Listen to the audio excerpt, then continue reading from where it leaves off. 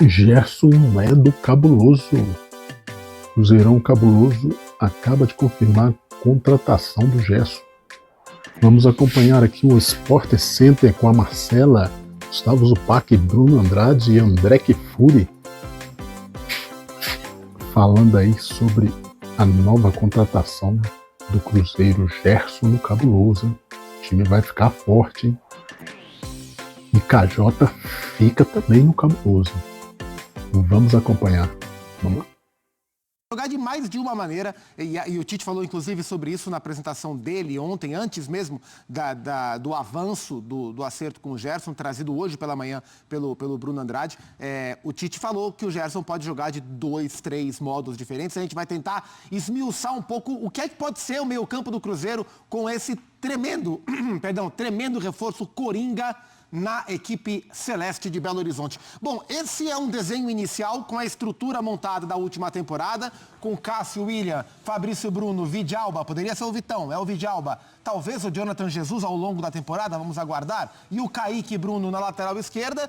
Tô mantendo inicialmente os Lucas, né? Lucas Romero e o capitão Lucas Silva, com o Matheus Pereira de 10, o Arroio pela ponta esquerda, tem outras opções, e o Gerson entrando como meia pela direita. Na última temporada, com o Leonardo Jardim, era o Christian, que jogava também um volante de origem, jogando como meio-campista pela direita, muitas vezes fazendo este movimento, abrindo o corredor para o William. E o Gerson pode perfeitamente fazer isso, jogador muito habilidoso com a perna esquerda. A gente viu no Flamengo ele cansando de fazer este corredor para o Wesley passar por aqui. Então o William pode e deve fazer esse movimento. Até acho que essa é a formação mais provável. A gente tem visto em alguns dos últimos times do Tite justamente esse trabalho. Um meia, né, nos lados do campo, um lado ocupado por um meia, o outro lado ocupado por um ponta. Podem ser 2 pontas também, mas a gente já tem visto isso acontecer e o Gerson se encaixaria muito bem nessa função. Outra opção, pensando na ponta esquerda, Wanderson, que era originalmente titular, mas se machucou e obrigou o Cruzeiro a ir para o mercado,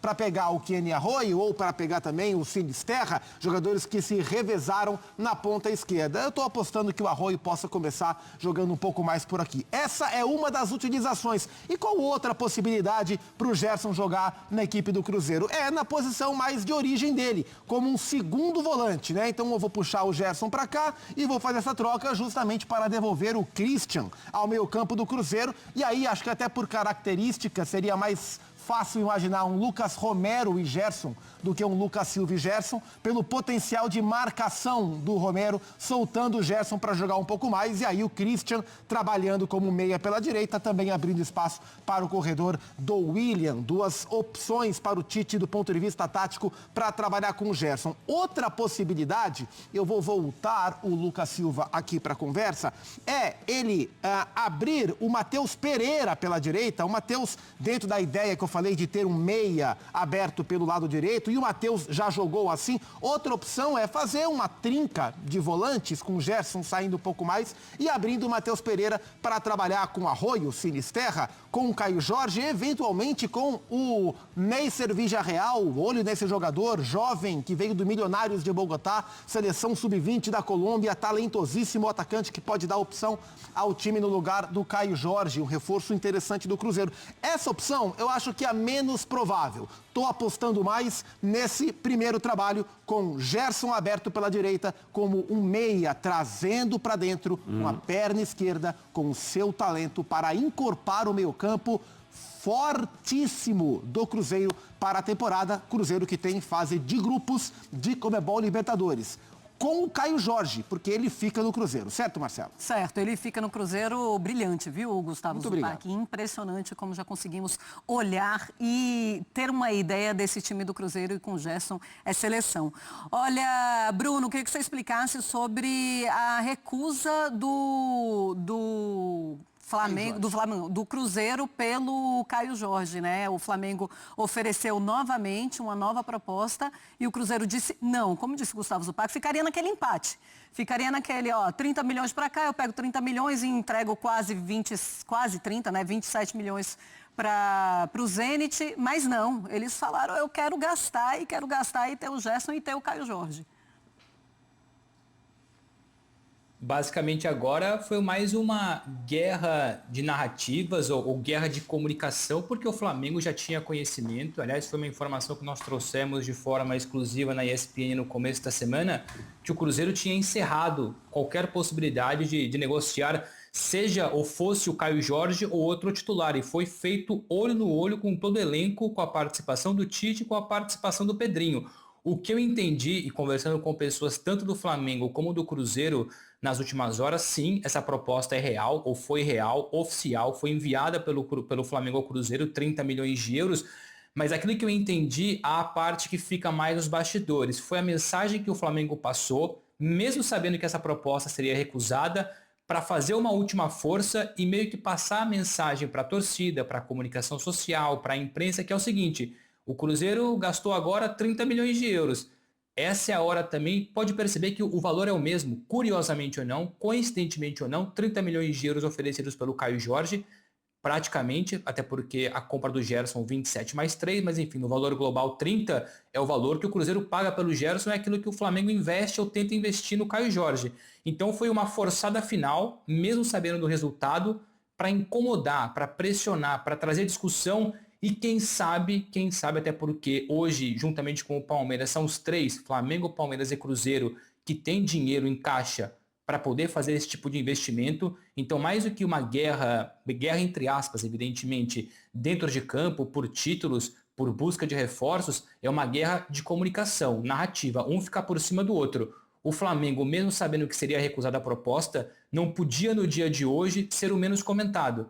Claro que existe o interesse, ou existiu o interesse, a tentativa, mas era o seguinte: hoje fala-se de Cruzeiro e Gerson. O Flamengo não podia deixar por menos, porque há uma guerra de bastidores para perceber quem é mais forte, quem tem mais dinheiro e quem pode mais. Então foi para incomodar, mesmo sabendo o resultado. O resultado é negativo, o Caio Jorge fica. Aliás, o Cruzeiro já se movimenta para dar um aumento salarial significativo para o Caio Jorge, artilheiro do Brasileirão, artilheiro da Copa do Brasil. E o Flamengo percebeu o seguinte também nas últimas horas: não tendo o Caio Jorge, não vai no Marcos Leonardo. A gente pode deixar claro essa informação extra. Marcos Leonardo, apesar do interesse inicial, não está nos planos do Flamengo. O Flamengo cogitou o Cauã Elias, ex-Fluminense, hoje no Shakhtar, mas o valor seria praticamente o mesmo, 30 a 35 milhões de euros, e o Flamengo percebeu que não vale a pena, apesar de gostar do jogador, colocar tanto dinheiro para uma incógnita, para uma aposta. O Caio Jorge é a realidade. Então, hoje no Flamengo, a realidade é a seguinte: é muito mais provável e é muito mais discutido guardar esse dinheiro e investir 30, 35 ou 40 num reforço ofensivo, uma sombra para o Pedro em junho. Não vai bater o desespero e gastar por gastar agora só para ter um reserva. Não. A preferência passa não tendo o Caio Jorge, que teve ali 2, 3, 4 propostas recusadas. A ideia então é talvez então mais forte esperar o mês de junho, fim da temporada europeia, para o Flamengo vasculhar o mercado em busca de um novo 9, ou reserva para o Pedro, no caso. Pois é, e é época de Copa do Mundo também, o que pode dificultar, né, as negociações. André Kfouri, é mais uma picuinha entre as duas equipes ou não? O Cruzeiro quer mesmo estar com o Caio Jorge e pode oferecer o que quiser. Não acho que é picuinha, é queda de braço. É diferente. Picuinha é quando existe apenas o desejo de provocar e as pessoas não estão interessadas em aprofundar a conversa. Nesse caso, eu mantenho a minha opinião desde o início, quando quando o interesse do Flamengo foi revelado, a primeira proposta para tirar o Caio Jorge do Cruzeiro, até meio surpreendente, porque você imaginaria por que o Cruzeiro venderia o Caio Jorge para um rival. Mas, às vezes, a parte econômica fala mais alto. E aquela história que a gente conversa aqui há muito tempo: o clube que compra também vende, e por isso, né, a mudança de mãos de tanto dinheiro faz com que o mercado se movimente, e times às vezes perdem um jogador que inicialmente não desejam perder para poder investir em algum outro, para poder, né, juntar com alguma coisa que já vinha sendo feita e fazer um barulho ainda maior. Não dava para saber o que o Cruzeiro pretendia. Talvez o Cebolinha, pela predileção, né, do Tite, pudesse ser envolvido, mas eu sempre entendi o movimento do Flamengo como uma jogada de força, uma coisa de opressão mesmo. Mas a palavra é muito forte, mas é assim: eu posso. eu tenho essa grana. Esse cara foi artilheiro do campeonato, ele teve uma temporada incrível, foi convocado para a seleção, eu vou tomar ele. Sim. Eu vou colocar um dinheiro aqui que ninguém acredita e eu vou tomar. E o que acontece do outro lado? Um pessoal que disse, não vai. Aqui você não vai fazer isso. Você pode fazer isso em outro lugar com outro jogador. Aqui não. Por quê? Porque eu quero ganhar aquilo que você já ganhou. E assim, do ponto de vista da torcida do Cruzeiro, essa sequência de eventos é absolutamente espetacular. Porque fecha a porta para a saída de um jogador que foi artilheiro e pouco tempo depois chega um cara que jogou no Flamengo, que muito provavelmente o Flamengo como clube e a comissão técnica gostaria de ter de volta. As coisas não andaram assim e agora existe uma reformulação nessa balança de forças, eu acho. O Cruzeiro é mais pesado, o Cruzeiro tem um elenco e, consequentemente, um time titular que é mais amedrontador para todo mundo. Daqui a pouco vamos falar também de mercado da bola do Flamengo, tá? O Flamengo indo em busca de um goleiro, do Andrew, e o Bruno Andrade também tem informações. O Zupac, nós estávamos na redação e encontramos alguns cruzeirenses e a brincadeira é, vocês nem olham mais para os mortais, né? Tá todo mundo assim, meu filho, agora quero ver quem é que segura a gente. Aí tem uns mais humildes, não, converso com vocês aqui, vou dar este prazer de conversar com vocês. Mas é um Flamengo dizendo, eu posso, e do outro lado o Cruzeiro, mas não pode. E o movimento do Flamengo também poderia ter como consequência, esse último movimento, tentar desestabilizar o lado do atleta. Tentar fazer com mais uma proposta, quem sabe o Caio Jorge pedir para ser negociado, que traria um outro tipo de elemento. Não sei se um elemento capaz de fazer o Pedrinho mudar de ideia, mas um elemento novo para a conversa. O Flamengo está no papel dele, né, como comprador, de tentar pressionar com a força do dinheiro, do vil metal, o máximo possível para conseguir o que ele quer. E o Cruzeiro defendendo o seu time e o seu principal talento. Acho que tudo dentro do jogo. O Caio Jorge, como disse o Bruno, ainda vai ganhar um aumentinho, para ele vai ficar bom pra caramba. Né? O chefe está podendo. E o que o Bruno Andrade justamente para ele não ter essa vontade também de sair, vai ficando. É bom para quase, só não foi bom para o Flamengo. Foi bom para o Cruzeiro e bom para o Caio Jorge.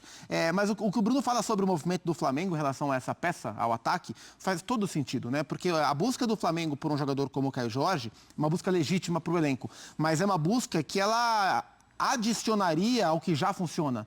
Não é que o Flamengo precisa buscar urgentemente alguém para essa função. E, de fato, para clubes com o potencial do Flamengo e com a ambição do Flamengo, que é uma ambição que rompe muito a barreira do Brasil, né? É continental, é mundial, a janela mais poderosa é a janela do meio do ano, onde jogadores que estão na Europa, muitas vezes conversando mais próximo do nível do Flamengo, inclusive no aspecto financeiro, se movimentam, né? Então, se dá para contratar um jogador do nível do Caio agora para incorporar o elenco, legal. Não deu, não tem pressa. Né? Isso não fez falta para o Flamengo na última temporada. O Flamengo foi campeão sem o Pedro, inclusive, né? Porque o Pedro esteve machucado. Então, com o Plata, com o Bruno Henrique, com um outro desses ali na frente. E aí, no meio do ano, com mais calma, o Flamengo pode direcionar o seu canhão para algum outro jogador que venha para incorporar esse elenco. Então, faz sentido a busca pelo Caio, faz sentido a espera, uma vez que não conseguiu contratar o seu atacante predileto. Pois é.